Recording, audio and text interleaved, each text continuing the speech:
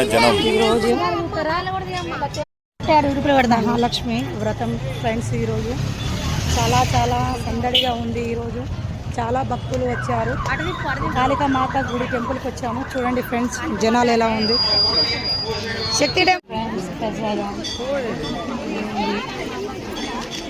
కానీ కానీ కానీ